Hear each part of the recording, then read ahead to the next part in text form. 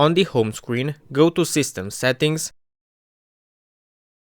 scroll all the way down to System, scroll all the way down here to Data Clear Options or Formatting Options, go to Restore Factory Settings, scroll all the way down, press Next, Next again, and press the red button. Another way to do it is from the recovery menu. To do that, hold down the power button until the power options appear, go to Power Options, Power Off. Now, hold down both volume down and volume up at the same time and tap the power button while continuing to hold down the volume buttons.